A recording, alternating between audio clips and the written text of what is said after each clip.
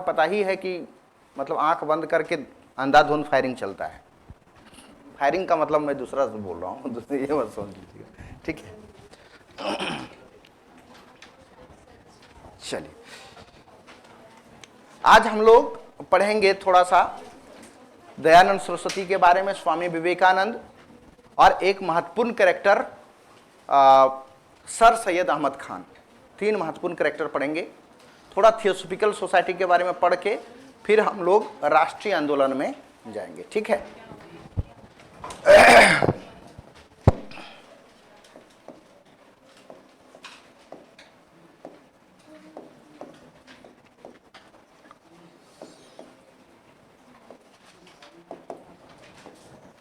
Heading डाल दीजिएगा Dayanand Saraswati.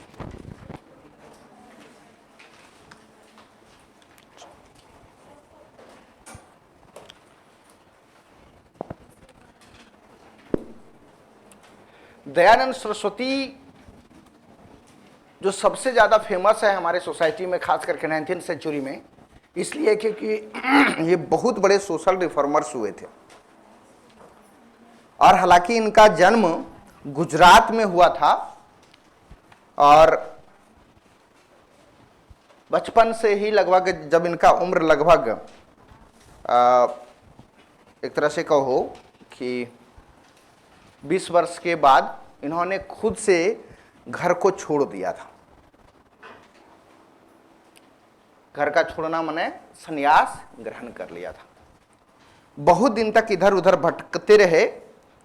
Ultimately इन्हें ज्ञान की प्राप्ति हुई, मतलब अनुभव की प्राप्ति हुई।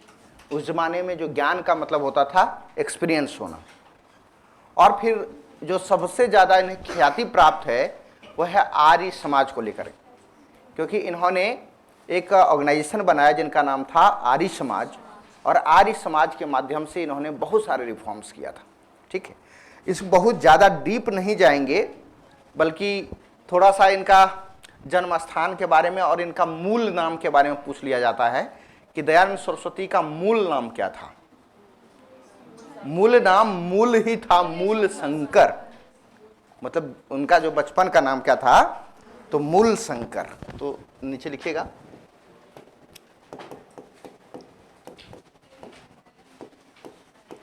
शंकर।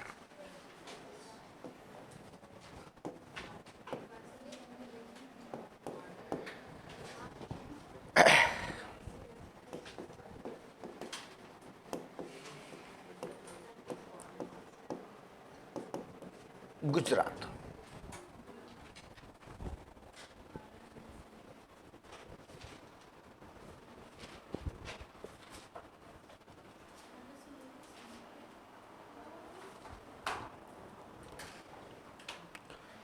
जन्म हुआ था कब? 24 में। इन्होंने घर छोड़ दिया 1845, लगभग 20 साल मैंने बोला था, नहीं 20 साल होता है करीबन, 20 साल से थोड़ा अभी। इसके बाद ये करीबन 15 वर्ष तक इधर उधर भटकते रहे और फिर अल्टीमेटली इन्हें ज्ञान की प्राप्ति हुई, ठीक है। तो हम लोग उतना डिटेल नहीं जाएंगे। इनका कंट्रीब्यूशन मेन लिख लेंगे, कंट्रीब्यूशन, योगदान, युग। हाँ हाँ, क्या? मतलब क्या है? रियल? हाँ रियल, ठीक है। लिखिएगा योगदान यानी कंट्रीब्यूशन, और उसके नीचे लिखिएगा आर्य समाज। अरे जहां नहीं समझ में आए तो पूछ लेना है, ठीक है। और उसको छोड़ दीजिए, हम समझा रहे थे क्या। मैंने बोला था कि 20 वर्ष के बाद घर छोड़ दिया था, तो 1845 से 60 तक ये इधर उधर भटकते रहे, भिक्षाटन करते रहे। भिक्षाटन का मतलब जो संन्यास आश्रम में क्या होता है, मतलब घर द्वार छोड़ करके मांग करके खाना, नॉलेज गेन करना, अपने बातों को दूसरे तक पहुंचाना, यही हुआ। इसी को कहा जाता है संन्यास। तो 15 वर्ष तक इन्होंने भिक्षाटन करता रहा और फिर बाद में इन्हें ज्ञान की प्राप्ति यानी एक्सपीरियंस हुआ और एक ऑर्गेनाइजेशन बनाई जिसका नाम था आर्य समाज। आर्य समाज इसलिए फेमस है कि इसका स्थापना को लेकर के काफी बार सवाल पूछा गया है। इसका फॉर्मेशन कब हुआ था, तो नीचे लिख लीजिएगा,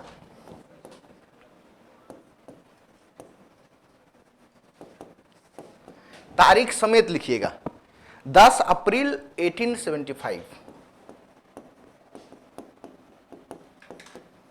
1875। कहां पे एस्टेब्लिश हुआ था, इसका नाम भी लिख लेना है, बंबई।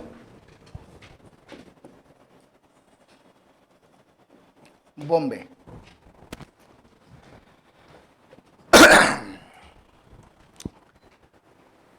इसका उद्देश्य क्या होगा, तो उद्देश्य जिससे पहले जितने सोशल रिफॉर्मर्स पढ़े वही सारा उद्देश्य, एजुकेशन को प्रमोट करना, रिलीजियस सोशल रिफॉर्म्स करना, स्पिरिचुअल जो स्पिरिचुअलिटी है उसको एक रेशनल आधार पर अपने आप को स्पिरिचुअल बनाना। रेशनल माने तार्किक आधार पर, किसी को भी नहीं मान लेना है ना। और यहाँ तक कि बहुत सारे रिफॉर्म्स किए, तो इसका एम में लिख लीजिए, उद्देश्य में ठीक है, एजुकेशनल, रिलीजियस, धार्मिक, शैक्षणिक, धार्मिक,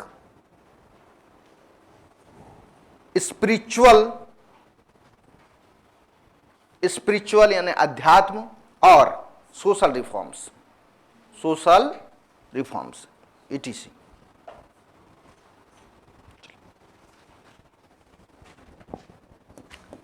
इनका हेडक्वार्टर, आर्य समाज का मुख्यालय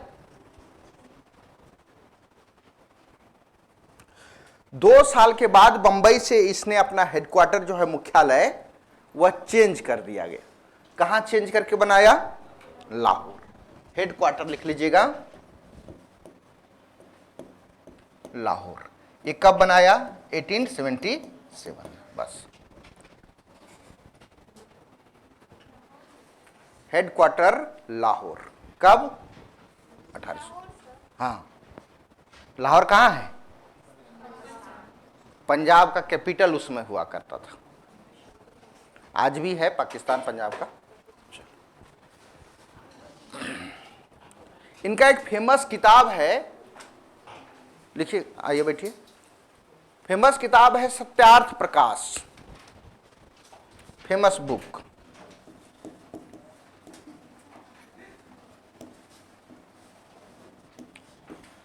आप लोगों में से कितने लोग हैं जो सत्यार्थ प्रकाश को देखा है? सत्य, हाँ, पढ़ना चाहिए, पढ़ना चाहिए। ये मानते थे कि जितना भी हमारे यहाँ रिलीजियस स्क्रिप्चर है, जितने भी हमारे यहाँ धार्मिक साहित्य है, उसमें मिलावट है, मेन है ही नहीं। ये तर्क इस आधार पर देते हैं कि हमारे जो खास करके ब्राह्मण धर्म या वैदिक धर्म की परंपरा रही है गुरु और शिष्य की, वो श्रुति ज्ञान पर आधारित रहा है। श्रुति ज्ञान का मतलब गुरु जी के द्वारा अपने शिष्यों को बताते थे और उनके शिष्य क्या कर लेते थे, मेमोराइज कर लेते थे, याद कर लेते थे। और कई बार देखो, आप लोग भी साथ में पढ़ रहे हो, कई लोग, कितने लोगों को गुरु जी की बातें याद रहती है, फिर उसके द्वारा वो दूसरे को पहुंचाना, तीसरे को पहुंचाना, तो उसमें मैनिपुलेशन की संभावना बढ़ जाता है। कई चीज जो रियल में होता है कि नहीं होता है, बहुत लंबे समय तक जब पीढ़ी दर पीढ़ी आगे बढ़ेगा तो उसमें मैनिपुलेशन यानी कि उसको क्या कह सकते हैं कि अतिरिक्त चीजें आ सकती है उसमें, जिसके कारण कि जो बेसिक चीज है उससे भटक जाता है।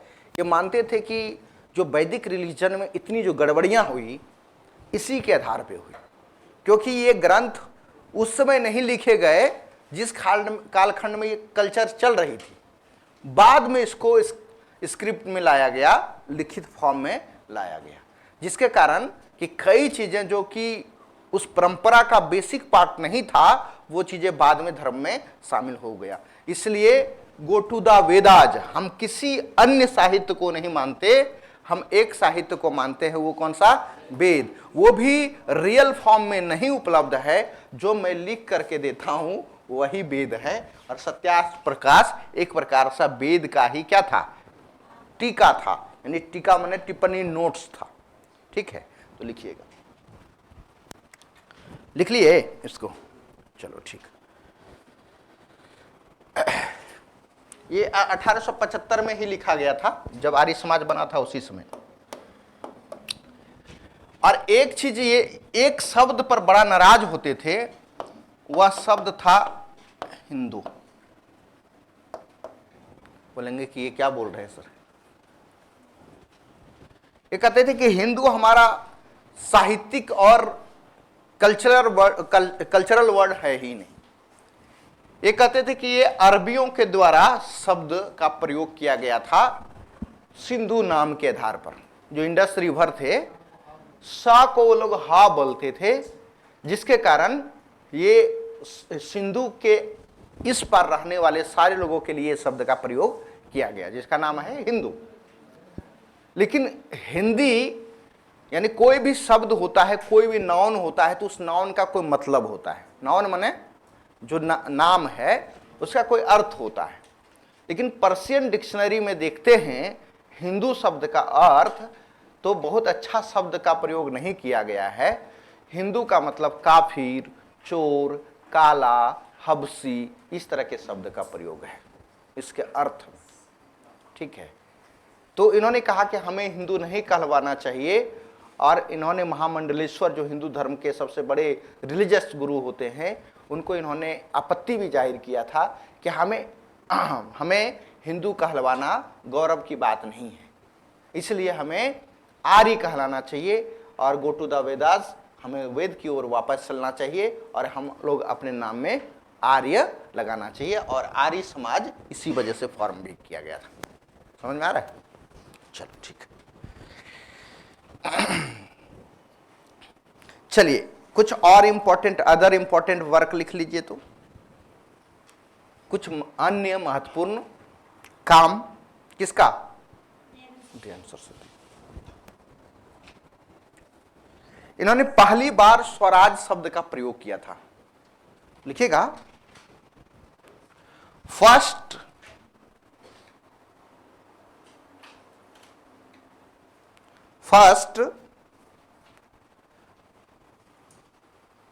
Time use of the word Swaraj.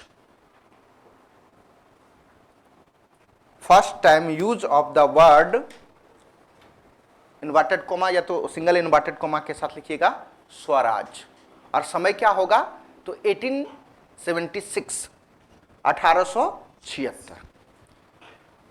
इसके बाद इन्हीं के स्वराज को एकदम अपने जीवन का एक तरीके से आधार बना लिया गया नेशनल मूवमेंट में। वो थे बाल गंगाधर तिलक। उन्होंने तो यह नारा दे दिया, स्वराज हमारा जन्म सिद्ध अधिकार है, हम उसको क्या करेंगे? लेकर ही रहेंगे। और इतना प्रेशर क्रिएट किया गया, जो लिबरल टाइप के कांग्रेसी थे, जिसका नेतृत्व दादा भाई नौरोजी, सुरेंद्रनाथ बनर्जी, ये सारे लोग कर रहे थे। तो दादा भाई नौरोजी क्योंकि पढ़े लिखे थे और दोनों में ये बीच में आ जाते थे, एकदम मिक्स हो जाते थे। इनका सम्मान जो क्रांतिकारी रेवोल्यूशनरी थे वो भी किया करते थे, और जो लिबरल थे वो भी किया करते थे। इसलिए कलकत्ता का जब कॉन्फ्रेंस होगा, कांग्रेस का सेशन होगा 1906 ईस्वी में, और उसमें पहली बार दादा भाई नौरोजी ने भी स्वराज शब्द का क्या किया था? प्रयोग किया था। ठीक है, वो हम आगे बताएंगे आपको। चलिए अगला लिखिएगा, हिंदी लिखिएगा, पहली बार स्वराज शब्द का प्रयोग किया था। पहली बार स्वराज शब्द का प्रयोग किया, और टाइम में ब्रैकेट कर दीजिएगा 1876। नीचे लिखिएगा, he said let's go to the Vedas, let's go to the Vedas.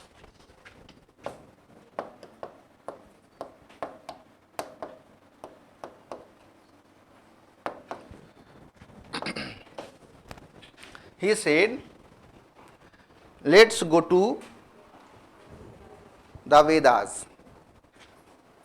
या तो इसको ऐसे भी लिख सकते हैं, let's go back to Vedas, Ved की ओर वापस चलो।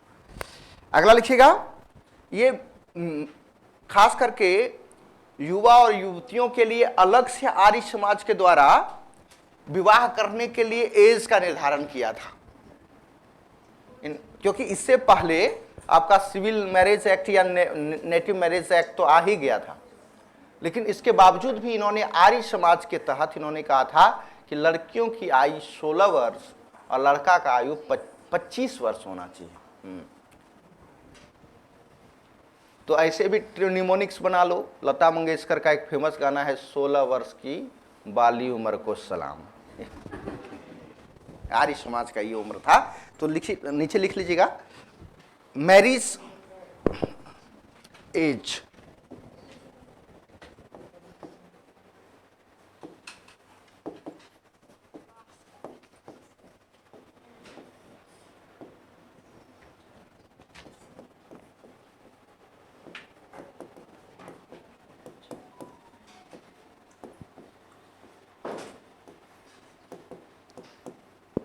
बस लड़कियों के लिए 16 वर्ष और लड़कों के लिए 25 वर्ष।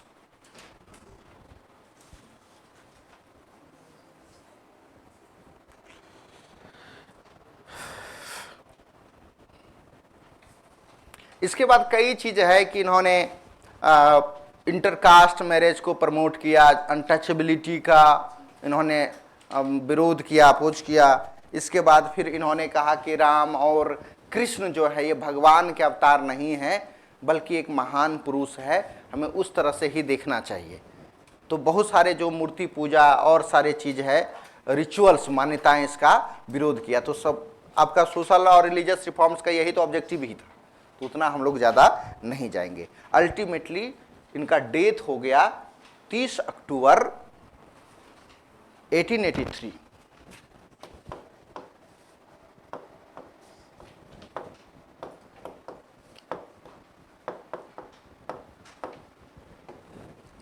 कहाँ पे?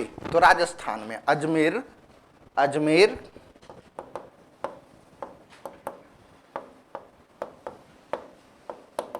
राजस्थान।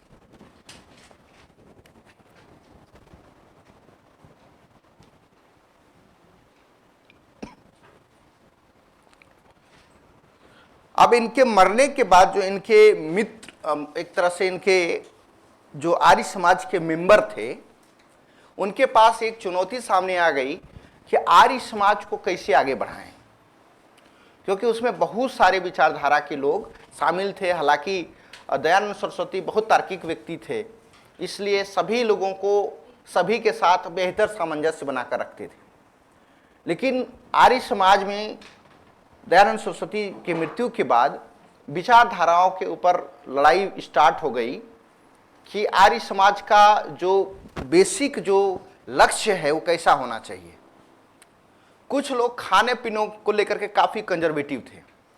कुछ लोग मानते थे कि जो खाना पीना और एजुकेशन का जो लैंग्वेज होना चाहिए, भाषा, वह एकदम शुद्ध होना चाहिए और देशज होना चाहिए। जैसे स्वामी श्रद्धानंद नामक एक व्यक्ति थे जो आर्य समाजी थे, वो कहते थे कि हमारा जो खान पान होना चाहिए शुद्ध शाकाहारी होना चाहिए, और हमारा जो पढ़ाई होना चाहिए वो देसी लैंग्वेज में और गुरुकुल शिक्षा पद्धति पर आधारित होना चाहिए। लेकिन एक और इनके शिष्य थे जिनका नाम था लाला हंसराज, वो कहते थे कि नहीं, हमें खाने पीने पर लेकर के किसी भी प्रकार का कंजर्वेटिव और स्ट्रिक्ट नहीं होना चाहिए। जिसको जो मर्जी है, वेस्टर्न खाना चाहे, चाइनीज खाना चाहे, इंडियन खाना चाहे, कुछ भी वो भोजन खा सकते हैं, कोई हमारा रोक टोक नहीं है। और पढ़ाई में आप एक ठीक है देसी भाषा रखो, लेकिन अंग्रेजी को जरूर पढ़ो। इसलिए लाला हंसराज ने प्राइमरी एजुकेशन और फिर आगे के एजुकेशन में एक संस्थान स्थापित किया जिसका नाम था दयानंद एंग्लो वैदिक स्कूल, जिसको डीएवी कहा जाता है। किसने स्थापित किया था? लाला हंसराज। कई लोग हैं यहाँ पे जो डीएवी से पढ़ा है, अच्छा, आपने पढ़ा है, चलो बहुत अच्छा। तो ये लाला हंसराज के द्वारा इस्टेब्लिश किया गया था 1886 को। कहां पे? तो लाहौर में। और फिर स्वामी श्रद्धानंद ने गुरुकुल पद्धति पर आधारित एक यूनिवर्सिटी इन्होंने स्थापित की, ये कांगड़ी यूनिवर्सिटी, ये हरिद्वार में, ठीक है, और लाहौर में डीएवी। तो हम लोग लिख लेते हैं डिवीजन ऑफ आर्य समाज, आर्य समाज में विभाजन, डिवीजन ऑफ आर्य समाज, आर्य समाज में विभाजन।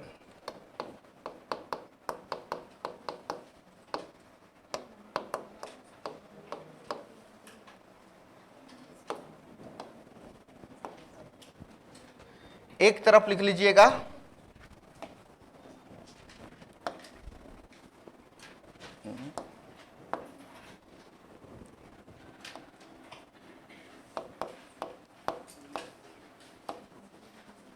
लाला Hansraj,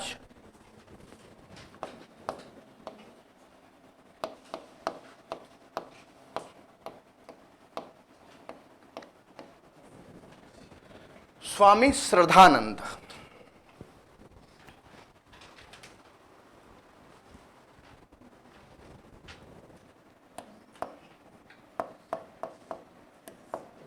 support western education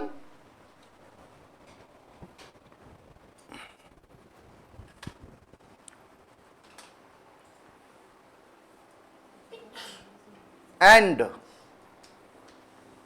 veg and non-veg food, veg and non veg दोनों, बोथ, यानी शाकाहारी और मांसाहारी दोनों। चलिए स्कूल कॉलेजेस में लिख लीजिएगा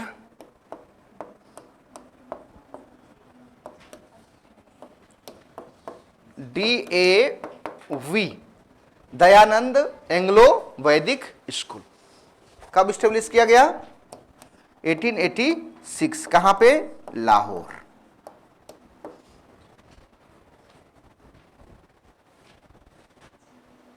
वेस्टर्न एजुकेशन यानी पश्चिमी शिक्षा, और शाकाहारी और मांसाहारी दोनों। और इधर लिखिएगा सपोर्ट में समर्थन गुरुकुल शिक्षा, गुरुकुल एजुकेशन सिस्टम, इंग्लिश में Gurukul education system, and vegetarian food या वेजिटेरियन डाइट, ऐसे भी लिख सकते हो। और स्कूल में लिखिएगा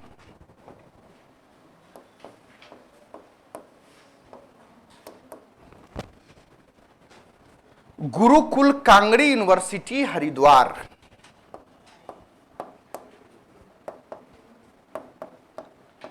कांगड़ी यूनिवर्सिटी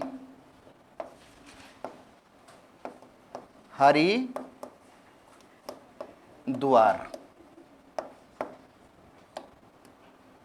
हरिद्वार।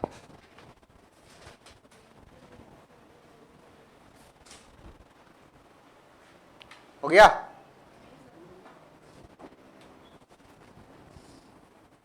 और ये कब बनाया गया था? 1901 में।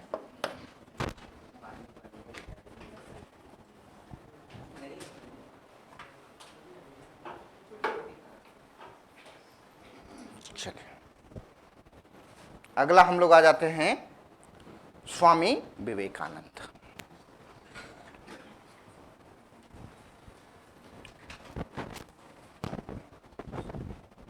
हो गया है?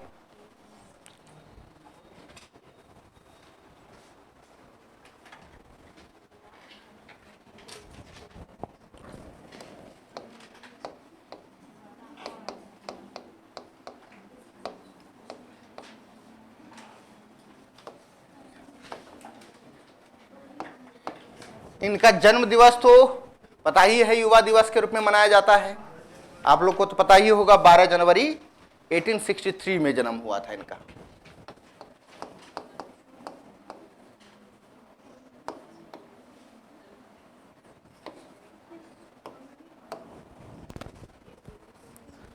कहां पे? तो कलकत्ता, लिख देना।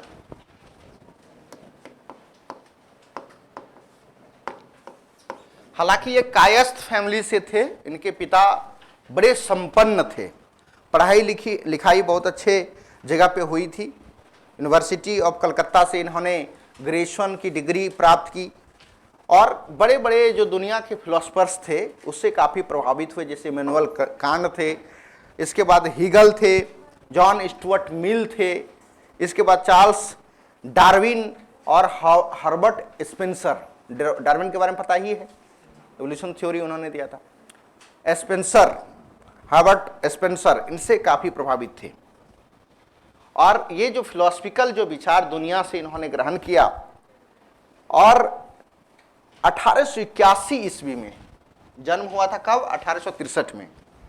1881 में कलकत्ता में ही काली घाट के एक पुजारी रामकृष्ण को इन्होंने अपना रिलीजियस टीचर यानी धार्मिक गुरु स्वीकार कर लिया। ठीक है। और इसके बाद फिर इन्होंने उनसे प्रभावित होकर के घर द्वार छोड़ दिए, संन्यास ग्रहण कर लिया, रेनुएशन ले लिया और इसी संन्यास की अवस्था में देश विदेश घूमते रहे और इसी देश विदेश घूमने के क्रम में ये सितंबर 1893 सितंबर 1897 में ये कहाँ पहुँच गए? तो शिकागो पहुँच गए, यूएसए। और यूएसए में वर्ल्ड रिलीजियस कॉन्फ्रेंस वहाँ पे चल रहा था, विश्व धर्म संसद या सम्मेलन भी कह लो। और उसी सम्मेलन में स्वामी विवेकानंद ने 3 मिनट का भाषण दिया था। हालांकि इनकी बड़ी लंबी कहानी है, जब इनका किताब पढ़िएगा तो एक बार सारे युवाओं को इनका किताब जरूर पढ़ना चाहिए। कभी भी फुर्सत मिले तो जरूर पढ़िए, बहुत पतली सा एक किताब आती है, ऐसे तो मोटी भी आती है, तो जो भी इनका जीवन वाला दर्शन है, छोटा सा बायोपिक, जरूर पढ़िए। इन्हें बड़े मेहनत के बाद जो है वहाँ पे भाषण देने का अवसर प्राप्त हुआ, क्योंकि ये सन्यासी तो थे लेकिन ये ऑथोरिटेरियन नहीं थे, क्या बोलते हैं कि जो किसी भी धर्म कॉन्फ्रेंस में ये भाषण दे सके, उनका अथॉरिटी नहीं थी। बाद में इसको बड़े मुश्किल से इनको राइट मिला भाषण देने का। 3 मिनट का भाषण है, आज भी कई लिखित फॉर्म में भी है, ऑडियो फॉर्म में भी मिल जाता है।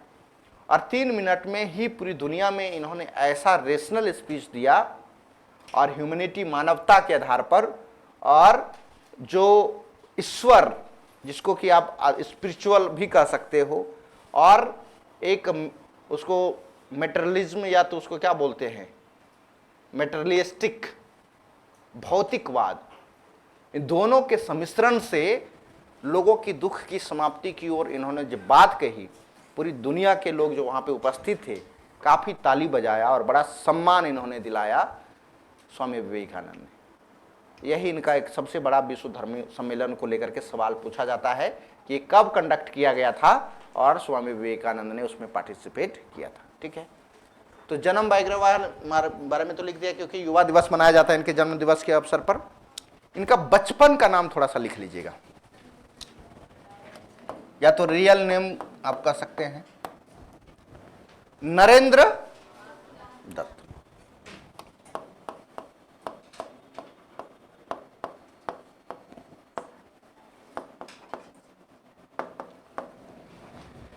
इनके और भाई थे, भाई में भूपेंद्र नाथ दत्त, ब्रदर में लिख लीजिएगा भूपेंद्र नाथ दत्त। एक भाई जो हैं स्पिरिचुअल व्यक्ति हैं और एक भाई एकदम एक्सट्रीम रेवोल्यूशनरीज हैं, मतलब अतिवादी क्रांतिकारी, एकदम बम गोला ये बनवाते हैं, युवाओं को ट्रेनिंग देते हैं और गोला बारूद फेंकते हैं। अनुशीलन समिति के एक प्रमुख मेंबर भी हैं इनके भाई भूपेंद्र नाथ दत्त। ठीक है, तो ये इनका बचपन का नाम, ये ठीक है। अगला लिखिएगा रिलीजियस टीचर, धार्मिक गुरु।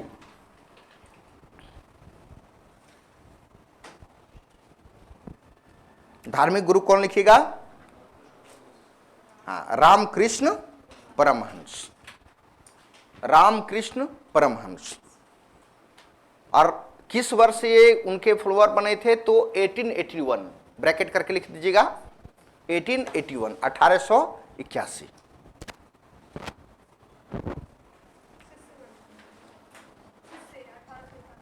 हाँ, 1881 में ये धार्मिक गुरु मान लिया था किनको? रामकृष्ण परमहंस को। इनकी भी लंबी कहानी है, उतना हम लोग डिटेल नहीं जा रहे क्योंकि जल्दी हम लोग 5-6 दिन में इसको खत्म करेंगे पूरा मॉडर्न हिस्ट्री को। लास्ट ही है, बहुत ज़्यादा बचा थोड़ा ना है, जो मेन वाला था वो कंप्लीट हो गया है। और दूसरा चीज़ कि आपका क्रैश कोर्स जो स्टार्ट होगा ना, तो आप लोग सारे लोग उसमें जाइएगा, क्लास कीजिएगा।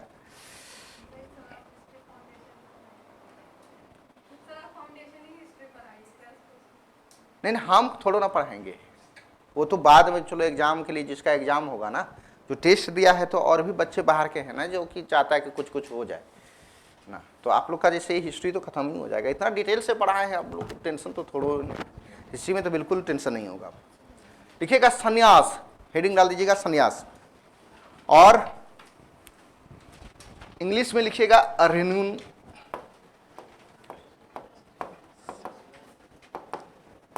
रेन्यूंसिएशन। रेन्यूंसिएशन माने संन्यास।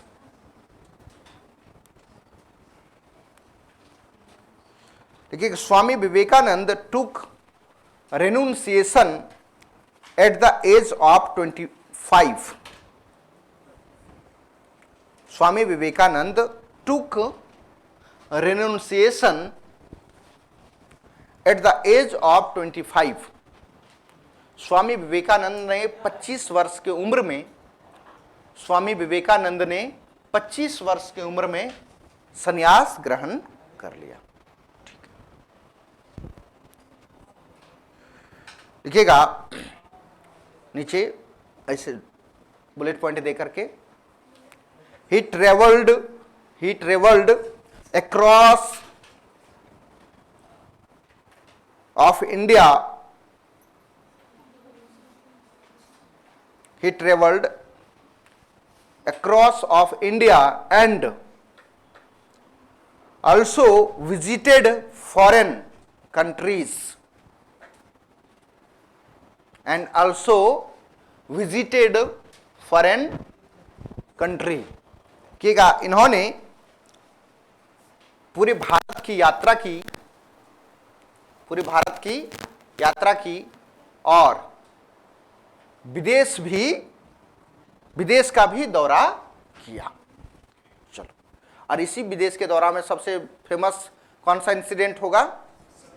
चलो लिखिएगा, world's parliament of religion, world's parliament of religions, विश्व धर्म सभा, या तो वर्ल्ड्स रिलीजियस कॉन्फ्रेंस भी लिख सकते हो, कोई दिक्कत नहीं है, सब एक ही है। विश्व धर्म सभा, वर्ल्ड्स पार्लियामेंट ऑफ रिलीजन ऐसे भी लिख सकते हो, या तो वर्ल्ड्स रिलीजियस कॉन्फ्रेंस। ठीक है, तारीख भी मेंशन कर दीजिएगा। लंबे समय तक चला था, 11 तारीख से स्टार्ट हुआ था, सितंबर में 27 तक चला था। ठीक है, 11,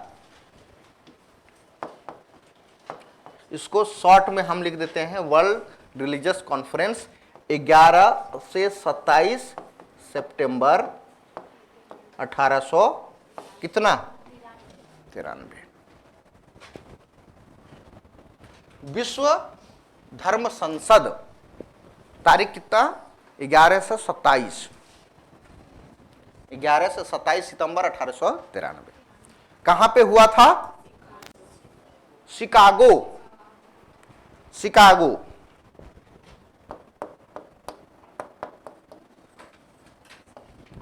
यूएसए, यूनाइटेड स्टेट अमेरिका।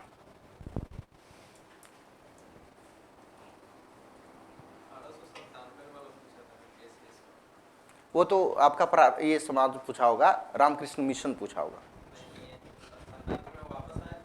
हाँ हाँ, अच्छा ये पूछा था, अच्छा चलिए ठीक है। नीचे लिखिएगा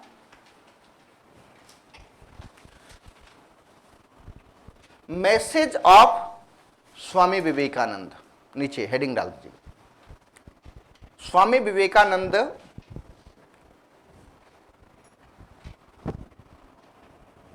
स्वामी विवेकानंद का उपदेश या तो संदेश,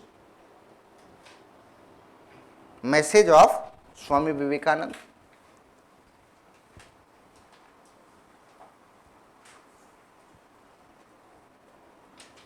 इन्होंने सबसे बड़ा, आप लोग के सारे लोगों के लिए भी ये काम आएगा, इंसान के जीवन में किन चीजों की सुख के लिए, मतलब एकदम पूरी तरीके से दिल दिमाग शांत रहे तो किन किन चीजों की आवश्यकता पड़ती है, एकदम सुखमय जीवन जिसको बोलते हैं। तो यही बताना चाहते थे स्वामी विवेकानंद। उन्होंने कहा कि देखो जो वेस्ट कंट्री है ये पैसे और विकास के होड़ में आगे है। इनका थॉट प्रोसेस ये चलता है कि डेवलपमेंट ही सुख है, विकास ही क्या है, सुख है। और कैसा विकास, तो मेटेरियलिस्टिक विकास, जिसको मेटेरियलिज्म कहा जाएगा, भौतिकवाद, भौतिक सुख। लेकिन जो ईस्टर्न फिलॉसफी है ये सदैव बताया है कि थोड़ा स्पिरिचुअल बनो, कि देखो भाई पैसा कौड़ी कुछ नहीं है, मर जाओगे सब यहीं रह जाएगा, कुछ नहीं होने वाला, राजा हो या रंक सबका एक ही दशा होने वाला है। क्योंकि ईस्टर्न यानी कि भारत वगैरह सब में ये सब फिलॉसफी चलता है। तो इन्होंने कहा कि देखो ये दोनों चीज़ों पे लड़ाई है।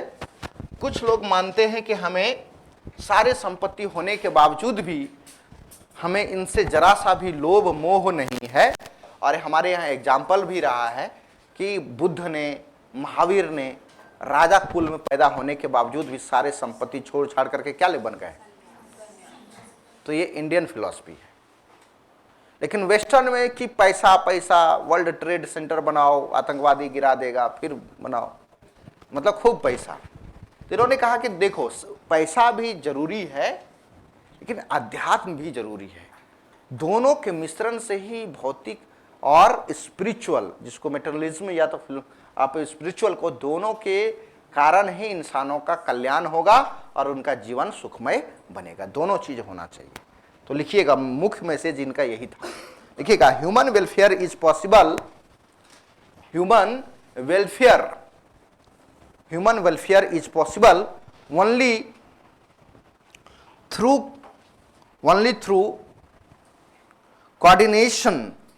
coordination of spirituality, only through coordination यानी समन्वय of spirituality and materialism, भौतिकवाद।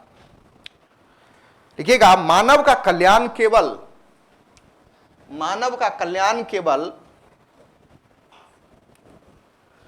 अध्यात्म और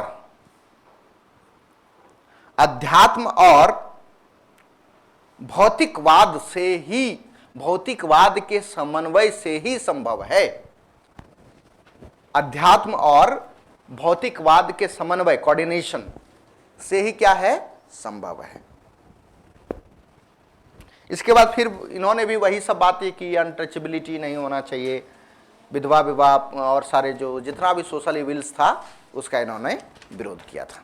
चलिए, एक और इंस्टीट्यूशन इन्होंने बनाया था, मतलब काफी फेमस है, एग्जाम में पूछता है, बीपीएससी का सबसे हॉट है ये, वो है रामकृष्ण मिशन। अपने गुरुजी के नाम पर ही एक संस्था बनाई थी इन्होंने, रामकृष्ण मिशन। लिखिएगा, हेडिंग डाल दीजिए।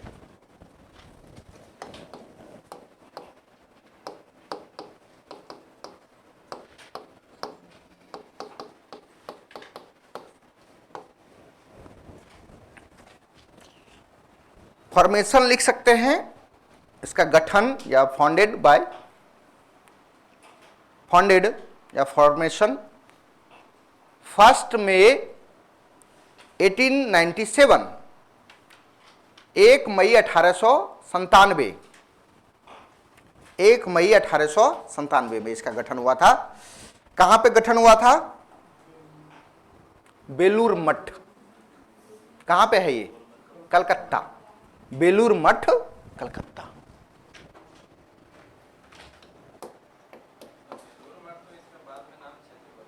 हाँ, तो वही स्थान है, कालीघाट, वही प्लेस है उसका। ऐसे कलकत्ता लिखो ना, सीधे कलकत्ता ही है। संस्थापक कौन होंगे? फाउंडर। कंफ्यूज करवाया जा सकता है रामकृष्ण मिशन, यदि नहीं है आपके ध्यान में है तो अच्छे से, ऐसे तो सारे लोग पढ़े ही हैं, इनके गुरुजी के नाम से कंफ्यूज करवा दिया जाएगा, क्योंकि इनका गुरुजी का नाम भी क्या था? रामकृष्ण मिशन, उन्हीं के नाम पे रखा था। तो लिखिएगा स्वामी विवेकानंद। चलिए, स्वामी विवेकानंद भी खत्म हुआ। अगला हम लोग चलते हैं थियोसॉफिकल सोसाइटी। थियोसॉफिकल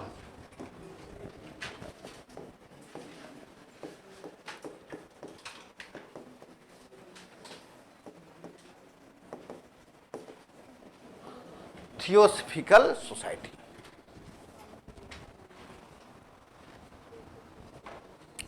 ये दो शब्द है, एक है थियोस, और ये लैटिन में इसका नाम होता है गॉड, माने भगवान। गॉड का मतलब जिसे जनरेटर, उसे ऑपरेटर, जिसे डिस्ट्रॉयर।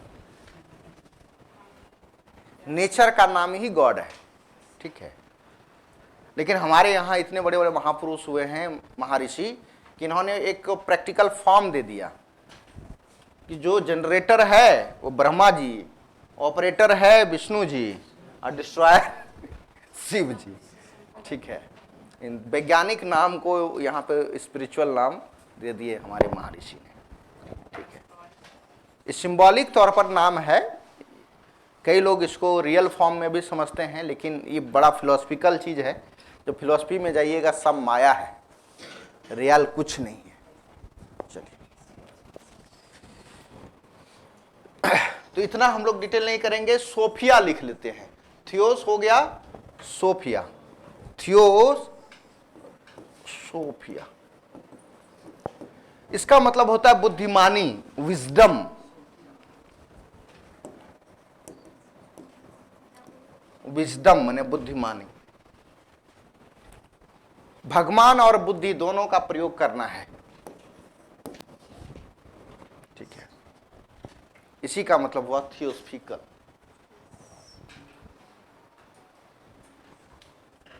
सोफिया माने विजडम, थियोस माने गॉड। अब आधा आधी समझ में आ ही गया होगा कि धर्म में जब बुद्धिमानी आ जाएगा तो रेशनलिटी आ जाता है, और आडंबर जो रिचुअल्स हैं, मान्यताएं हैं, अंधविश्वास, वो धीरे धीरे क्या होता है? खत्म होना स्टार्ट हो जाता है। भगवान को मानेगा लेकिन प्योर फॉर्म में मानेगा, ठीक है। तो इसका फॉर्मेशन लिख लीजिएगा, स्थापना, फॉर्मेशन, स्थापना 17 नवंबर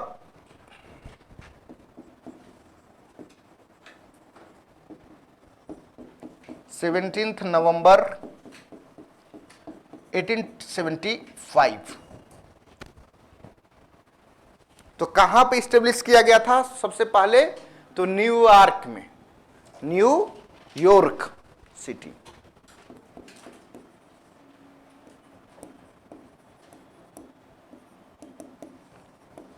यूएसए, न्यूयॉर्क, यूएसए। इसके संस्थापक कौन थे? थोड़ा सा टेढ़ा होगा लेकिन याद हो जाएगा आपका।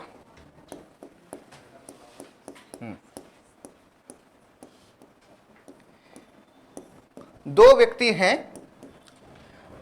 और दोनों सुपर पावर है, दो कंट्री के हैं। एक यूएस के हैं, यूएस सुपर पावर है अभी दुनिया में। यूएस के जो थे उनका नाम था हेनरी स्टील ओलकॉट।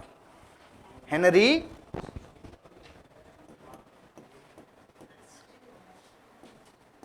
स्टील ऑलकॉट, और एक रसिया की थी। रसिया भी सुपर पावर है, रसिया और यूएस के बीच में तो लंबे समय से, लेकिन दोनों मिलकर के इस चीज को गठन किया था। रसिया का जो थी मैडम, उनका नाम था हेलेना ब्लावात्स्की। हेलेना लिख सकते हैं, मैडम लिख लीजिए, मैडम ब्लावात्स्की भी लिख सकते हैं, हेलेना में नहीं भी लिखेंगे तो कोई दिक्कत नहीं है।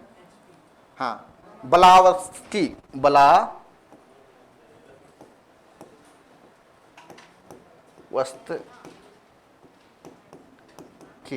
ये टी है, के है, वाई है।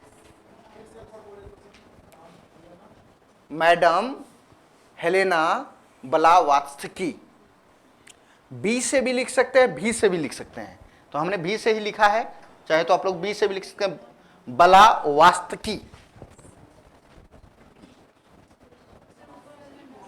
हाँ, ये वाला हेनरी स्टील ऑलकॉट, ओ है ये, ऑलकॉट, ऑलकॉट, उसको हिंदी में लिखिएगा, ऑलकॉट भी लिखिएगा तो काम चल जाएगा। हाँ, बताते हैं।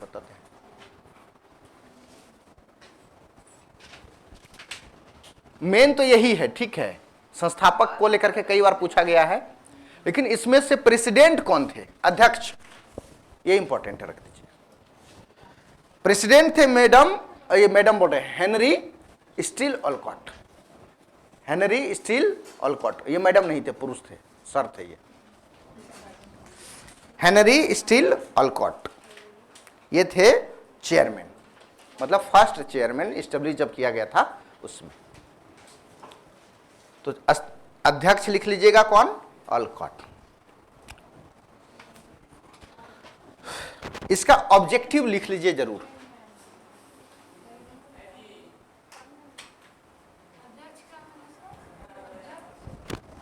ये वाला पहला नंबर का,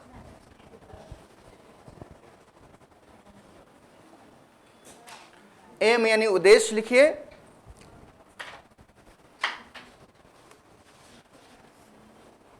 ये to do a comparative study, to do DOD, एक कंपैरेटिव स्टडी, तुलनात्मक अध्ययन, ऑफ वेरियस रिलीजन्स,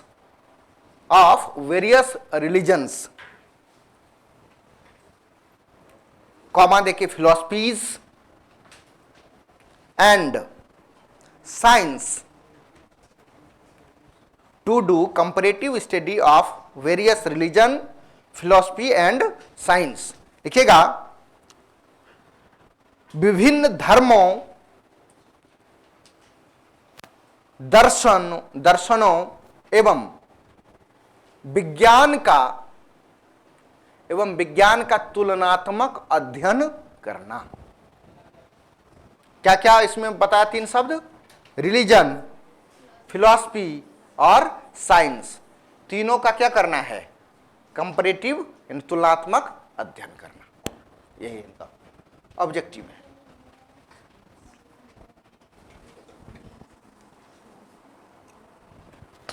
चलिए, हो गया। अब देखिए इनका भारत में किस प्रकार से यह संस्था पहुंची,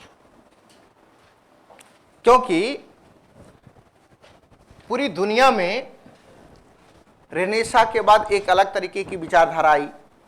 रेनेसा माने भारत में रेनेसा नहीं, यूरोप में रेनेसा। 15वीं सेंचुरी में ही रेनेसा आ गई थी। प्रबोधन काल, साइंटिफिक टेम्परामेंट और इनोवेशन इतना हुआ कि आज पूरी दुनिया देखिएगा क्वांटम फिजिक्स की ओर जा चुकी है, एकदम नैनो टेक्नोलॉजी। और आज देखिए ऐसे ऐसे मिनरल्स का यूज़ किया जा रहा है, खास करके एलिमेंट्स का, जो कि एक ज़माने में पढ़ते थे कि इस रेयर जो आपका मेटल्स है यहाँ कहाँ पे यूज होगा। जैसे सबसे भारी धातु क्या पढ़ते थे हम लोग,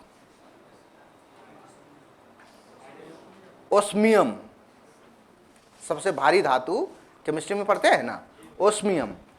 और सबसे हल्का धातु लिथियम, लिथियम।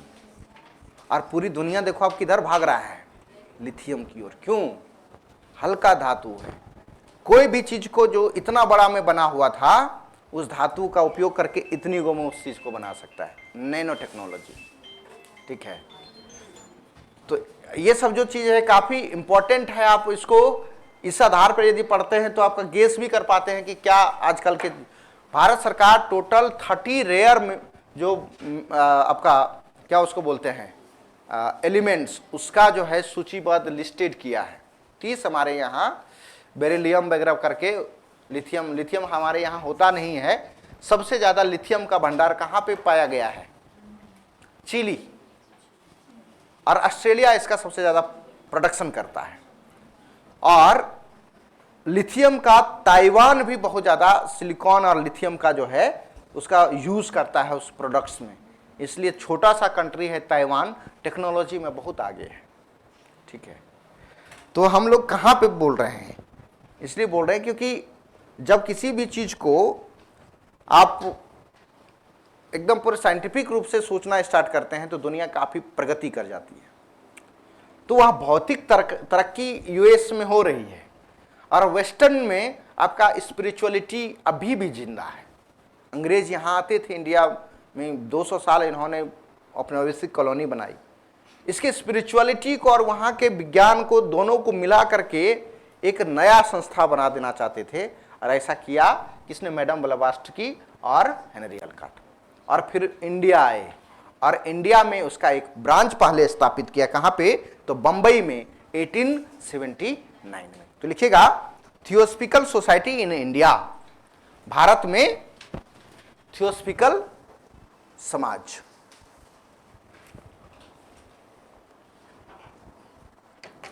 भारत में theosophical society.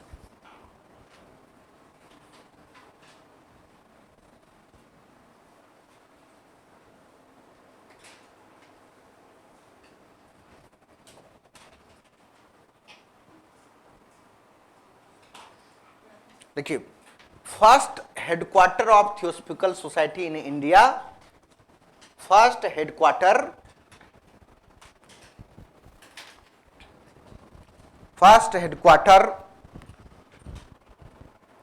of the Theosophical Society in India was established in Mumbai या Bombay, was established in Bombay in 1879 1879 में थियोसॉफिकल सोसाइटी का पहला मुख्यालय कहां स्थापित किया गया? बंबई में। 79 अरे बता रहे हैं, पहले एक तो कंप्लीट कराने दो। बोले थियोसॉफिकल सोसाइटी का पहला मुख्यालय भारत में बंबई में कब स्थापित की गई? 1879 में, 1879 में। चलो, लेटर माने बाद में, letter in 1882 its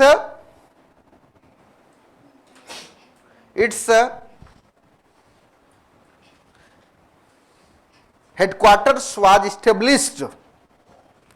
Its headquarters was established at Adyar, at Adyar, Madras.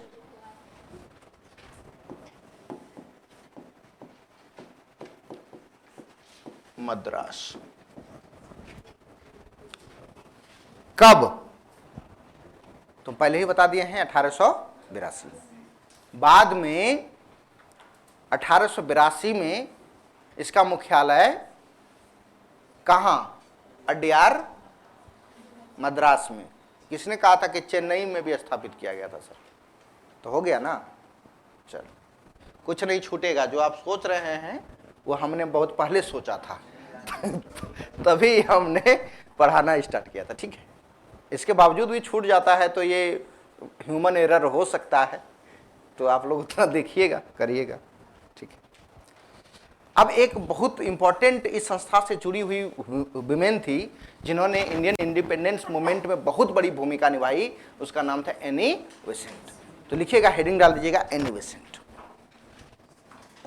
Annie Besant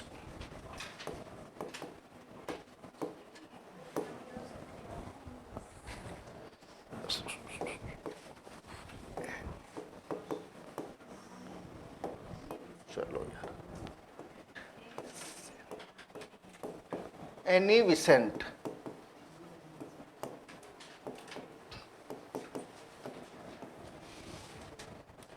ये थियोसॉफिकल सोसाइटी से ही जुड़ करके इंडिया आई थी, उसके एक मेंबर के रूप में, भारत में अध्यात्म को सीखने के लिए और सिखाने के लिए, दोनों चीज करने के लिए।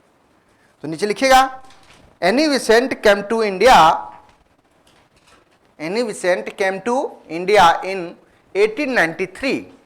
1893 एनी बेसेंट 1893 में भारत आई।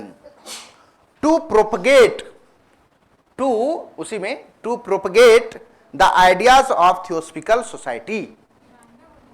1893 में भारत आई थियोसॉफिकल समाज के विचारों को प्रचार प्रसार करने के लिए। To propagate the ideas of theosophical society. पता है, इसके बाद हेड ऑफिस एनी बेसेंट ने 1895 में बनारस में बनाया। तो नीचे लिखिएगा, इन 1895 the head office of the theosophical society, bar bar theosophical society लिखने में लंबा हो जाएगा तो उसको टी करके, टी एच करके सोसाइटी, टी एस कर खाली कर दीजिएगा। Theosophical society was established in Banaras in 1895। the head office, हाँ कर सकते हैं, the head office of the Theosophical Society was established in Banaras। 1895 में थियोसॉफिकल सोसाइटी का मुख्यालय बनारस में स्थापित किया, बनारस में स्थापित किया। और एनी बेसेंट का कंट्रीब्यूशन लिख लीजिए इंडिया में, contribution of Annie Besant in India, Bharat में एनी बेसेंट का योगदान।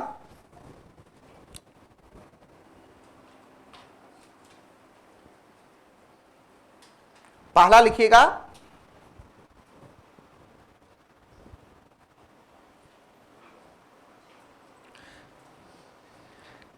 established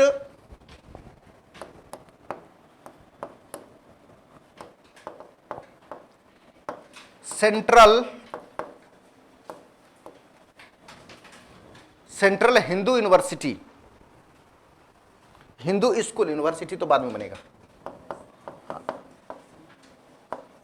स्कूल इन बनारस, इन बनारस इन 1898। 1898 में ये वाला हाईलाइट कर दीजिएगा। 1898 में सेंट्रल हिंदू स्कूल की स्थापना की। कौन सा? अब इसी का जो है ट्रांसफॉर्म रूप था BHU। ठीक है, पहले स्कूल बनेगा और इसके बाद लिखिएगा अल्टीमेटली या फाइनली, फाइनली इट बिकेम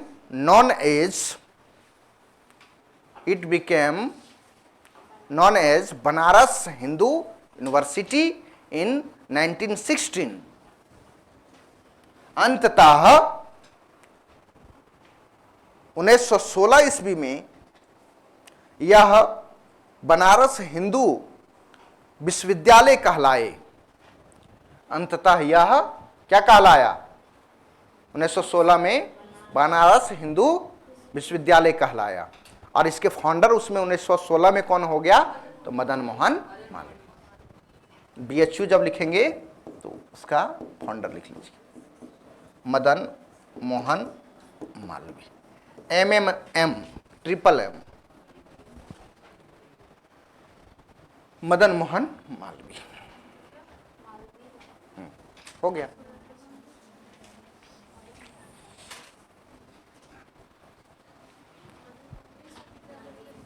क्या हो गया? अंततः 1916 में यह बनारस हिंदू विश्वविद्यालय कहलाया। इसके संस्थापक नीचे एरो करके लिख दीजिएगा, मदन मोहन मालवीय। हो गया। हाँ, ये तो आयरलैंड की थी। वो तो बाद में हम जब होम रूल पढ़ाएंगे ना, होम रूल तो वहां पे इनके बारे में पढ़ाएंगे। अभी तो शॉर्ट में इसको लिखा दिए। अगला लिखिएगा अलीगढ़ मूवमेंट, बड़ा इंपॉर्टेंट है।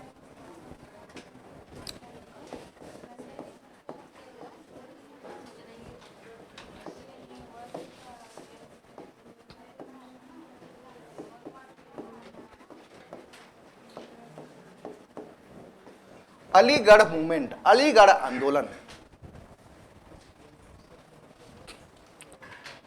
अलीगढ़ आंदोलन के जो लीडर थे, फेमस लीडर, या तो उसको आप कह सकते हैं ना कि father of Aligarh movement, sir Syed Ahmad Khan.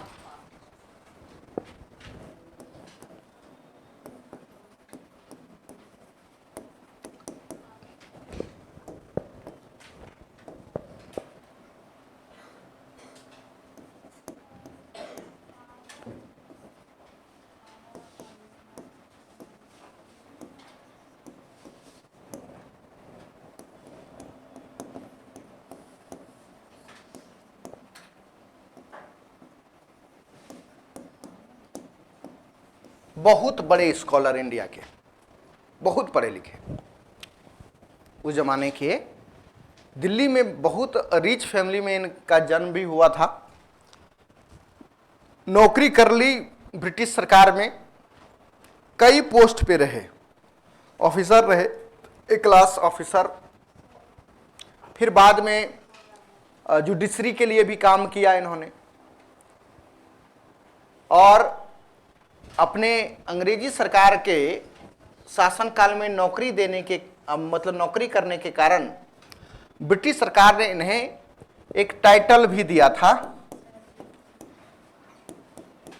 जो सबको दिया करता था जो अच्छे काम करते थे ब्रिटिश सरकार में। जिसे भारत सरकार के अंदर, भारत में जो अच्छा काम करता है तो उसको कौन सा उपाधि देते हैं? भारत रत्न। तो ब्रिटिश सरकार के अंदर जो अच्छा काम करता था तो उन्हें नाइटहुड, तो उसी को सर भी कहा जाता है, सर की उपाधि दिया करते थे। इन्हें भी दिया गया सर की उपाधि। कब दिया गया? तो ये 1888 में दिया गया नाइटहुड।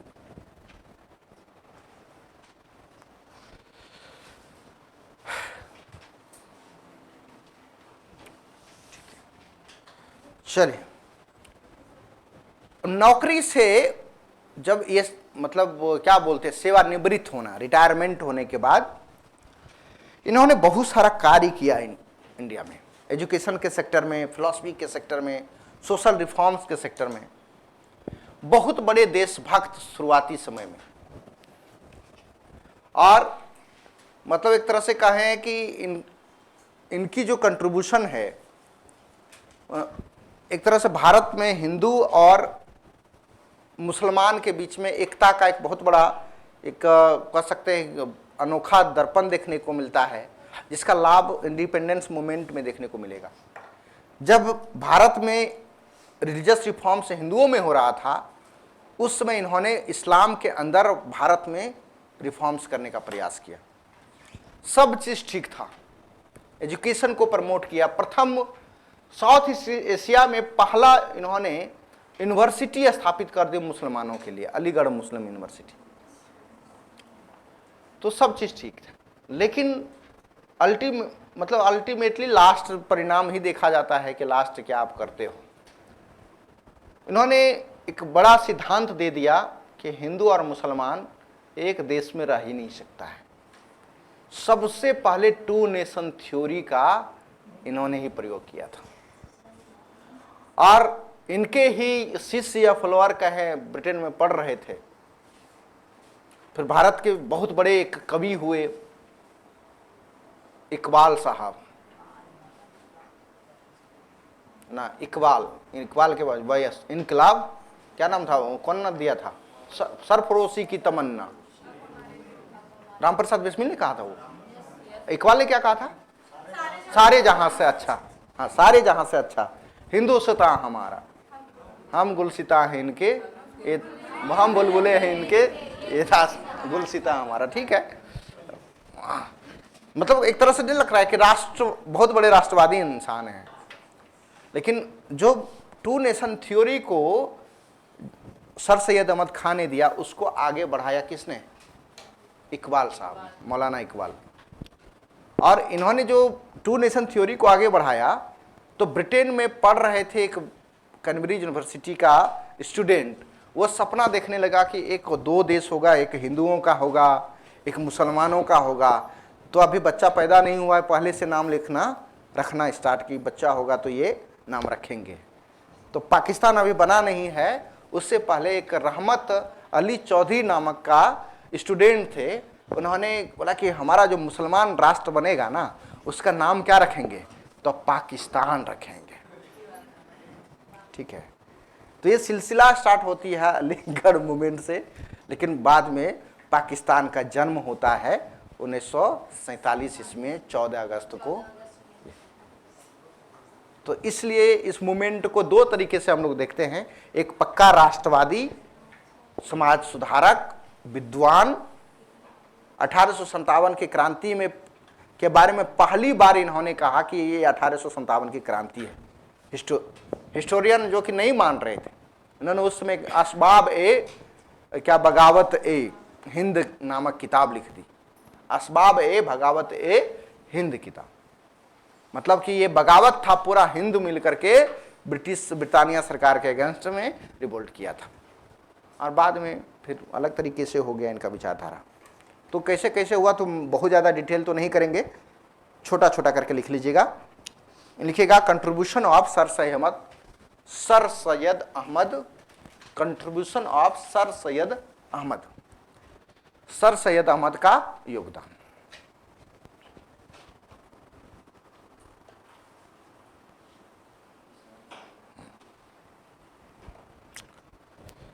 सर सैयद अहमद खान। पहला लिखिएगा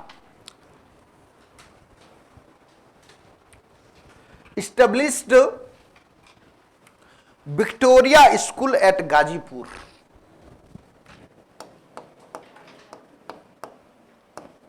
Victoria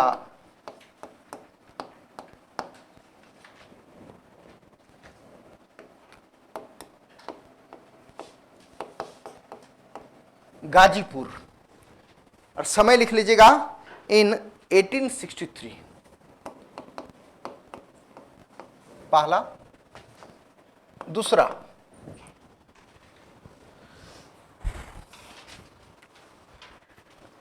scientific society, a scientific society for Muslims, a scientific society for Muslim in 1864। 1864 में मुसलमानों के लिए साइंटिफिक समाज की स्थापना, established A scientific society for Muslims in 1864। 1864 ईस्वी में मुसलमानों के लिए साइंटिफिक समाज की स्थापना, या तो उसको साइंटिफिक सोसाइटी भी लिख लोगे, देवनागरी में ही लिख लीजिए अंग्रेजी का नाम, साइंटिफिक सोसाइटी की स्थापना। तीसरा इंपॉर्टेंट लिखिएगा, establish the Mohammedan Anglo oriental college. तीसरा में इस्टेब्लिश करके शब्द में जोड़ दीजिएगा मोहम्मदन, हाँ Mohammedan Anglo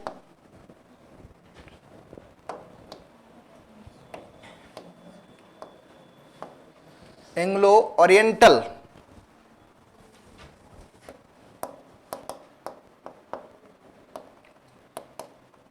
college, oriental college in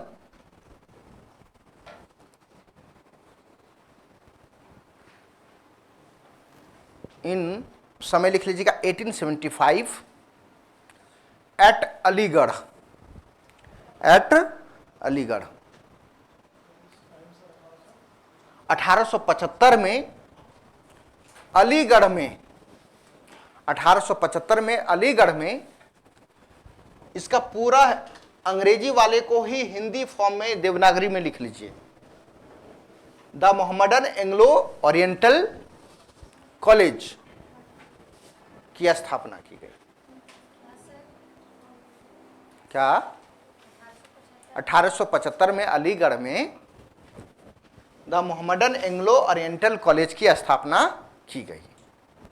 उसको हिंदी में करेंगे तो एंग्लो, क्या उसको बोलेंगे, मुस्लिम एंग्लो ओरिएंटल। तो उतना क्यों करना है मुस्लिम एंग्लो, इसी को लिख लीजिए, ठीक। और फिर इसका 1916 ईस्वी में नाम परिवर्तन करके, या तो इसी को एक्सटेंड फॉर्म आपका अलीगढ़ यूनिवर्सिटी बना। कब? 1916 ईस्वी में।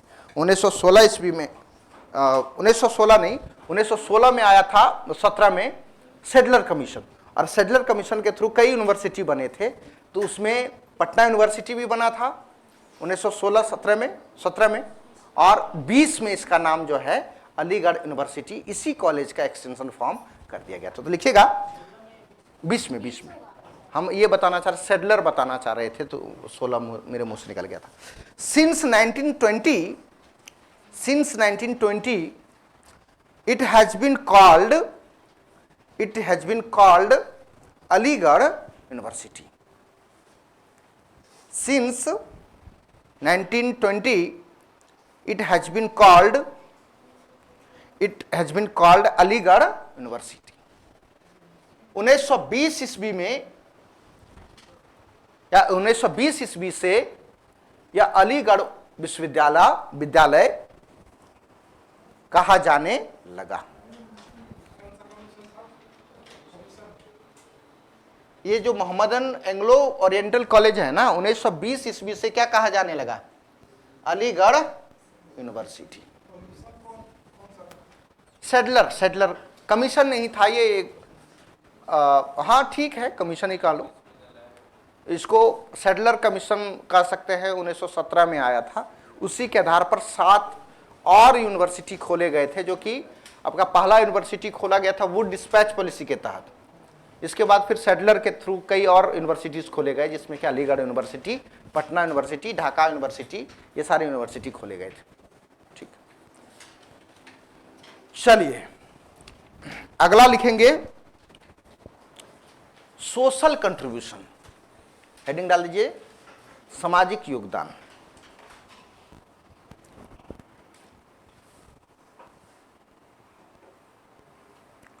लिखिएगा he promoted women's education, women education specially Muslims,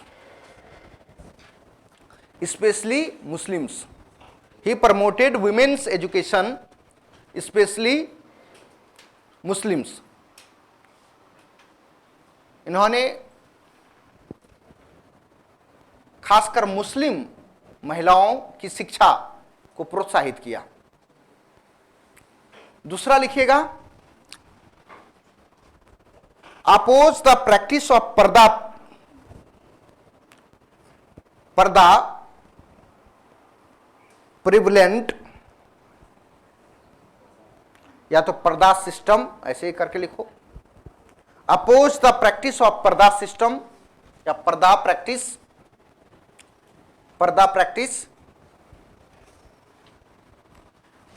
among Muslim women,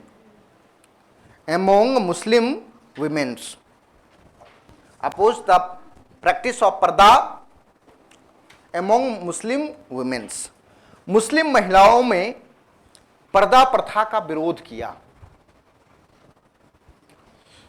इन्होंने कहा कि देखो रे बुड़बक, मुसलमान धर्म यानी कि इस्लाम का उदय अरब में हुआ। अरब एक पेनिसुला है और ये पेनिसुला डेजर्ट है। यहां पे कौन कौन सा डेजर्ट है आप लोग देखिएगा। और यहां पानी बहुत कम है, पानी बाहर से लाना पड़ता है नहाने धोने के लिए। इतना गर्दा उड़ता है, डस्ट उड़ता है। वहां पे मुस्लिम महिला हो या तो पुरुष हो, दोनों पैर से लेकर के माथा तक, पुरुष वाला तो यहां तक खाली इतना ही उसको छोड़ते हैं कि कितना गर्मी से बचने के लिए, डेजर्ट में जितना भी डस्ट है उससे बचने के लिए, तो वो ठीक है, उसका पहनावा ओढ़ावा हो सकता है। उसके साथ जो इस्लाम दूसरे देशों में गया, उसमें यहां पे तुमको कौन गर्दा पड़ रहा है। खैर ये प्रैक्टिस हो जाता है समय के साथ, एक जो है कस्टम बन जाता है। इन्होंने बड़ा विरोध किया। चलिए तीसरा लिखिएगा, opposed for marriages bye Muslims, opposed for marriages bye Muslims, मुसलमानों के द्वारा 4 विवाह का विरोध किया। हाँ क्या आज भी है? हालांकि कई लोग हैं जो कि उस नियम को नहीं मानते हैं। हालांकि कुरान में है कि नहीं पता नहीं, हदीस में है 4 नियम का।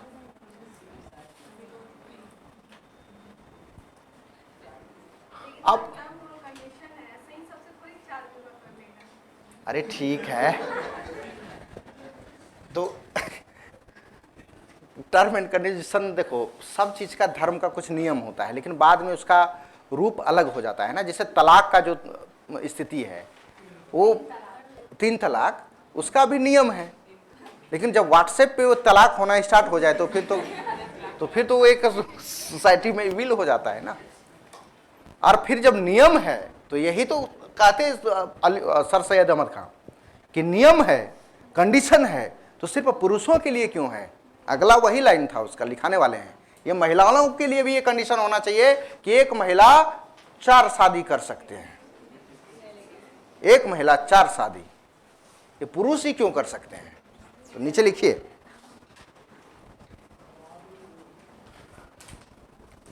लिखिएगा, emphasis on participation of Muslim women's, emphasis on participation of Muslim women's in divorce, मुस्लिम महिलाओं को तलाक में भागीदारी देना, मुस्लिम महिलाओं को तलाक में भागीदारी देना, माने कि पुरुष ही 3 बार तलाक नहीं कर सकता है। महिलाओं को भी लगे कि हमारे साथ शारीरिक शोषण बढ़ रहा है, या तो कुछ इनके हस्बैंड, जैसे आपका हिंदू मैरिज एक्ट के तहत जो डिवोर्स का नियम है, उसमें क्या है कि यदि किसी पत्नी को लगता है कि मेरे पति मेरे अलावे भी यदि गलत आचरण किसी महिलाओं के साथ कर रहा है, तो उसको राइट है कि वो उसके साथ ना रहे और वो तलाक के लिए फाइल कर सकते हैं। तो ये राइट वुमेन्स, मुस्लिम वुमेन्स में क्यों नहीं है, इसके पर इन्होंने आवाज उठाई। और चलो, और कितना बहुत लंबा हो जाएगा, आगे बढ़ो। द इंटरप्रेट, उसका तीसरा फॉर्म लिख लीजिएगा, interpreted the Quran on A scientific basis. He interpreted the Quran A scientific basis. Quran, इन्होंने कुरान की व्याख्या वैज्ञानिक आधार पर की, वैज्ञानिक आधार पर की।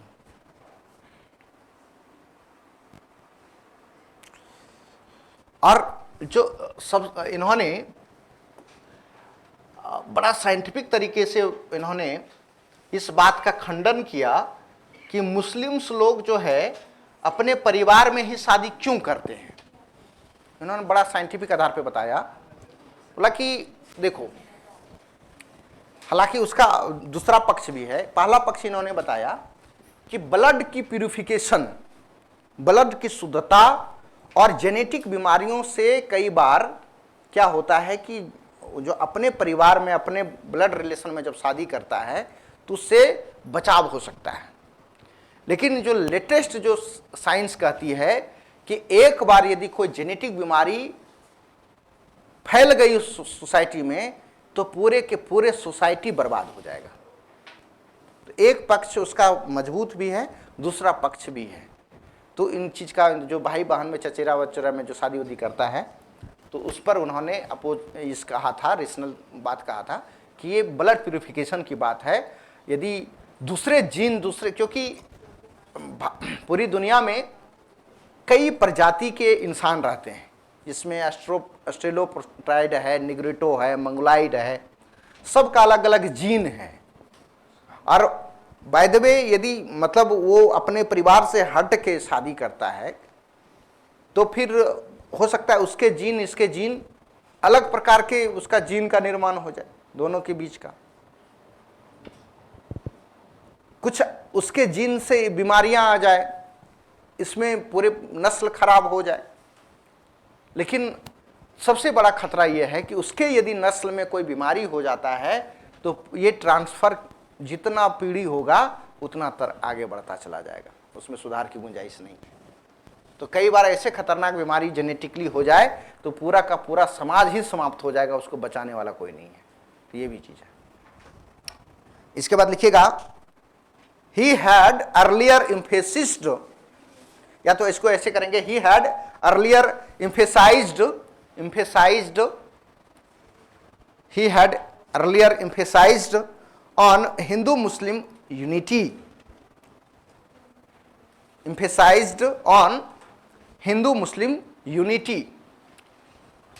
इन्होंने शुरुआत में हिंदू मुस्लिम एकता पर बल दिया था, हिंदू मुस्लिम एकता पर बल दिया था।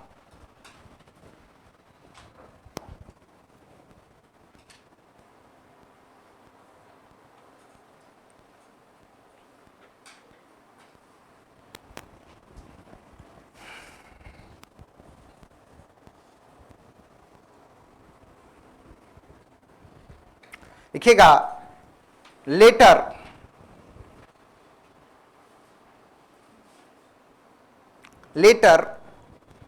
became the pioneer of,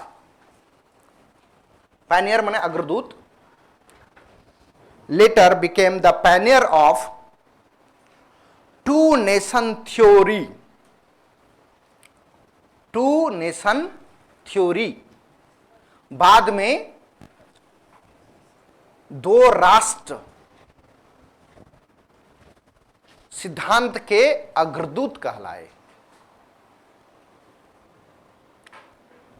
दो राष्ट्र सिद्धांत के क्या कहलाए, अग्रदूत कहलाए। चलो,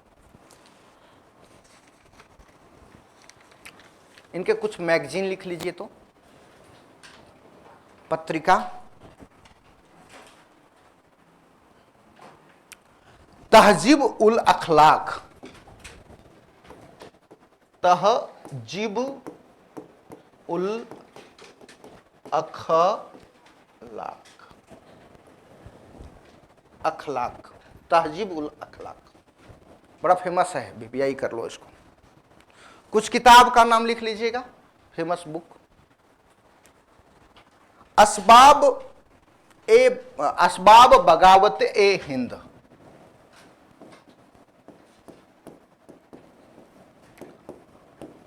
असबाब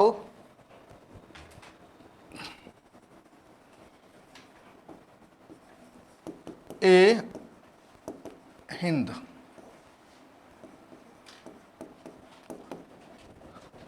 1857 की क्रांति के बारे में इन्होंने लिखा था। किताब का नाम असबाब बगावत ए हिंद।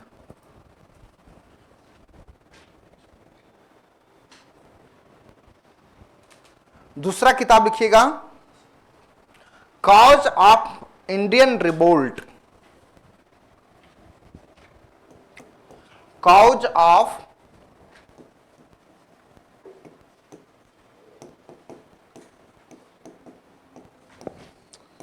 रिवोल्ट। और एक और लिखिएगा, लाइफ ऑफ मोहम्मद साहब, मोहम्मद साहब का जीवन, कॉज ऑफ इंडियन रिवोल्ट। और तीसरा में लाइफ ऑफ मोहम्मद साहब का जीवन या जीवनी।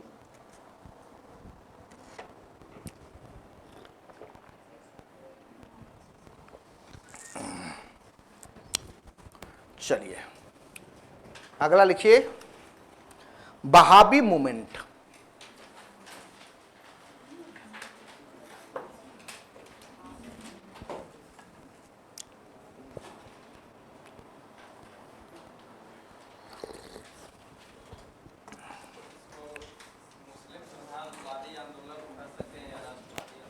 किसको?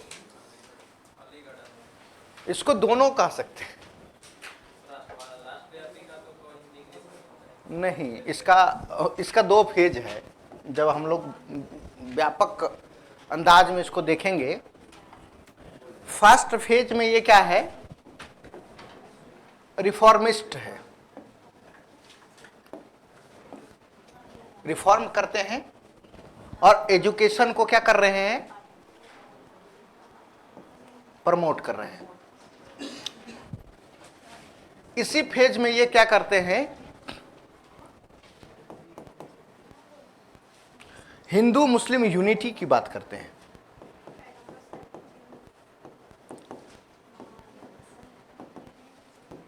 यूनिटी पहला फेज। सेकेंड फेज में जब कांग्रेस की स्टेब्लिशमेंट हो जाती है, तो कांग्रेस की स्टेब्लिशमेंट के अर्लियर जो उसका चरण होता है, तो उस समय इनको लगता है कि हिंदू मुस्लिम दोनों मिल करके जो है आगे बढ़ेगा। 3-4 कॉन्फ्रेंस जो होता है, आपका सेशन होता है कांग्रेस का, उसमें बहुत ज़्यादा डाइवर्सिफिकेशन देखने को मिलता है।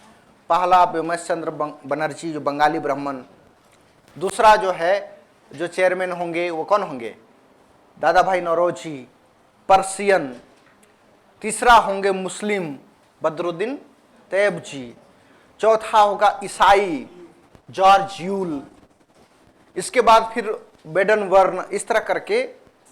और इसके बाद जब आना स्टार्ट होता है तो केवल हिंदू। और ये जो चीजें हैं इनको और इन मूवमेंट से जुड़े हुए लोगों को लगता है कि कांग्रेस जिस तरह से आगे बढ़ रही है, मुसलमानों को एक्सक्लूड कर रहा है।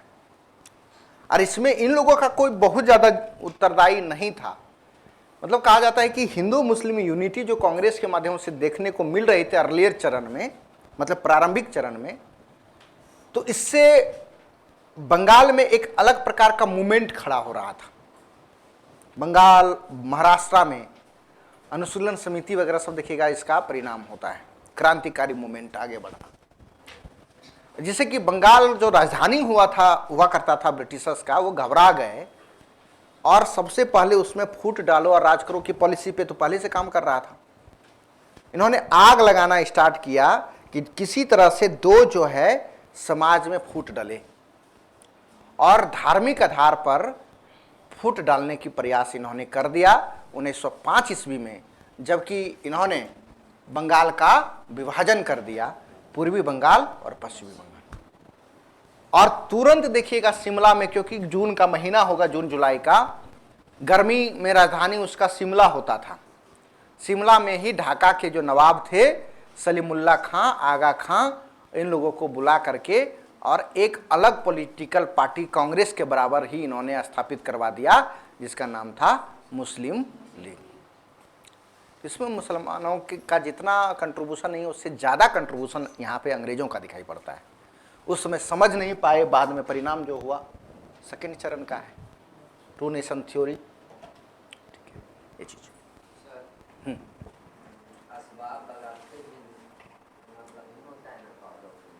हाँ, असबाब बगावत ए हिंद एक किताब का ही नाम था। हाँ, नहीं नहीं नहीं, ये अलग किताब था वो। ये नहीं, वो उसका जो पहला वाला जो था ना, पहला वाला का जो थीम है, लाइन है, असबाब ए बगावत ए हिंद ही है। और अंग्रेजी में जो लिखा गया किताब उसका है the cause of Indian revolution. उसका किताब का नाम में फिर इसका हिंदी और अंग्रेजी अनुवाद नहीं करना है, जो बुक का नाम है वही रहेगा उसमें। हाँ, उसमें ओवरऑल हो सकता है कि उससे बहुत सारा चीज उसका ट्रांसलेशन हो, लेकिन किताब का नाम ही चेंज है। ये किताब का नाम मैंने अलग अलग बताया, उसका अंग्रेजी हिंदी थोड़ो होता है। आपका नाम ये फल्ला है तो उसका अंग्रेजी में थोड़ा नाम दूसरा हो जाएगा, किताब का नाम अलग है, नाम है ना। और तीसरा मैंने मोहम्मद साहब का बताया था। ठीक है, वहाबी मूवमेंट लिखिएगा तो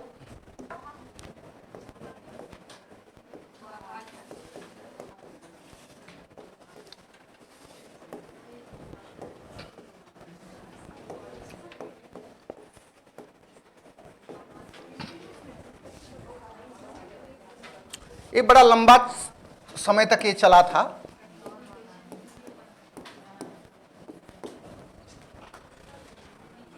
(1820) से 1870 के बीच में चला था। इसका दो महत्वपूर्ण फेज देखे जा सकते हैं। हालांकि इस आंदोलन के जो पायनियर जो थे ये अब्दुल बहाब थे, मतलब फादर ऑफ बहाबी मूवमेंट, लिख लो कहीं पे, father of Wahabi movement Abdul Wahab. पूरा नाम है उसका मोहम्मद इब्न अब्दुल बहाब। तो कुछ भी शॉर्ट में ही लिख लो अब्दुल बहाब, कोई दिक्कत नहीं है। उसका पूरा नाम मोहम्मद इब्न अब्दुल बहाब है। ठीक है, ये अरब से ये मूवमेंट चल रहा था, लेकिन भारत में इसको जो आगे बढ़ाया वो दो व्यक्ति ने बढ़ाया, जिसमें पहला फेज में शाह वली उल्लाह देहलवी, शाह वली उल्लाह देहलवी, और सेकेंड चरण में इसको आगे बढ़ाया शाह अब्दुल्ला, क्या नाम था, सैयद अहमद बरेलवी, सॉरी सैयद अहमद बरेलवी। तो ये दो व्यक्ति, अभी अभी सुनो, अभी हम समझा रहे हैं, तो जब लिखाएंगे ना तो पूरा नाम लिखा देंगे। ठीक है, थोड़ा इधर ध्यान दीजिए।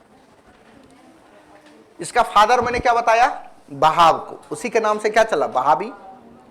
इंडिया में इसको दो लोगों ने आगे बढ़ाया, इसका नाम याद रखिएगा। पहला है कि शाह वली उल्लाह देहलवी और दूसरा सैयद अहमद बरेलवी। सैयद अहमद बरेलवी का जो क्षेत्र रहा आपका उत्तर प्रदेश में, सहारनपुर से लेकर के आपका पूरा लखनऊ वगैरह सबका क्षेत्र है।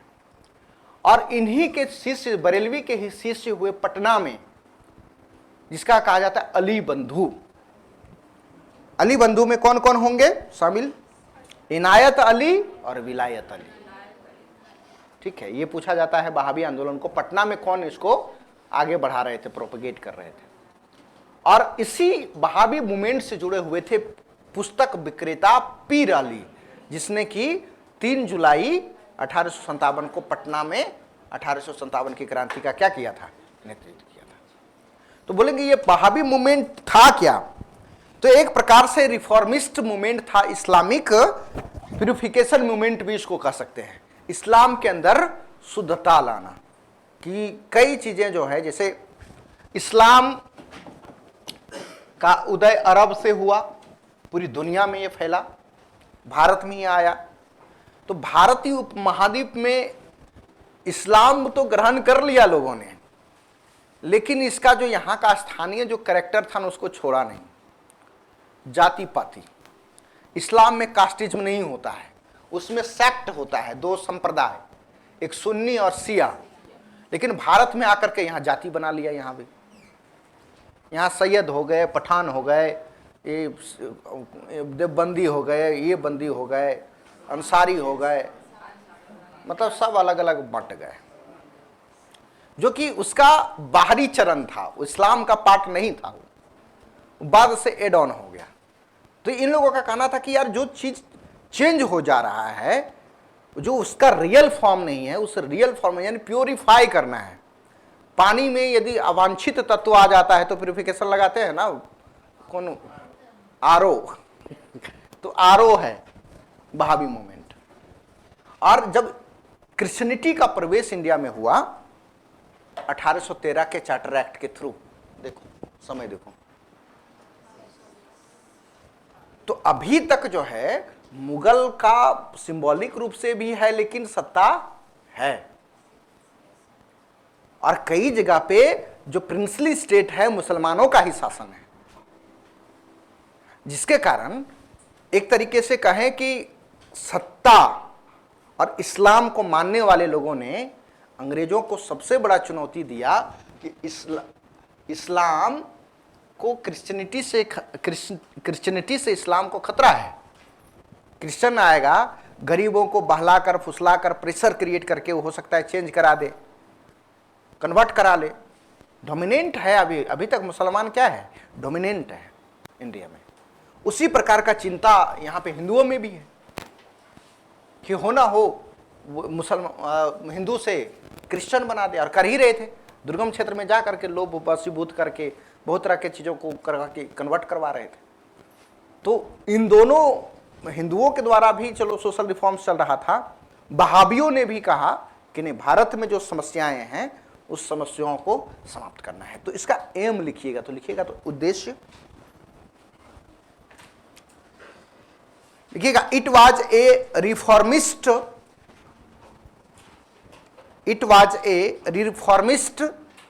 and Islamic purifying movement. It was a reformist and Islamic purifying movement. Reformist and Islamic purifying movement of Sunni, यानी सुन्नियों का क्या था, सुन्नियों का यह सुधारवादी और इस्लाम के अंदर,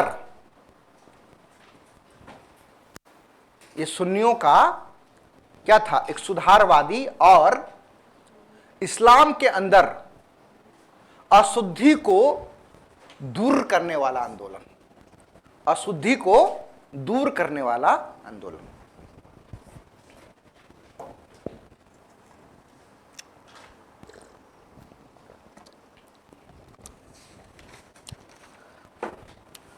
हेडिंग डाल दीजिएगा, वहाबी मूवमेंट इन इंडिया।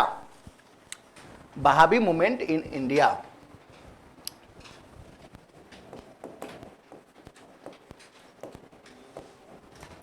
इसका 2 फेज है। फर्स्ट फेज क्या बोल रहे हैं, दूसरा फेज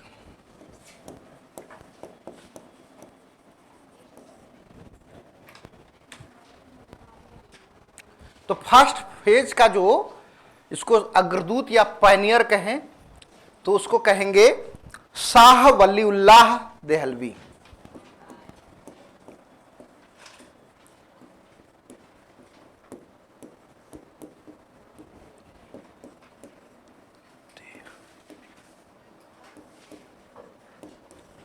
देहलवी। और दूसरा चरण का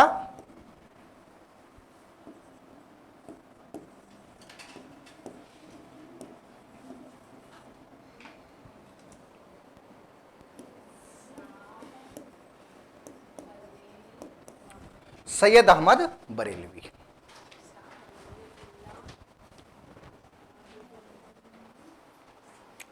ये जो थे शाह वलीउल्लाह देहलवी, ये नक्शबंदी एक सूफी जो मूवमेंट था उसके मतलब एक तरह से कहें कि सूफी संत थे। ये नक्शबंदी के ये सूफी संत थे। तो नक्शबंदी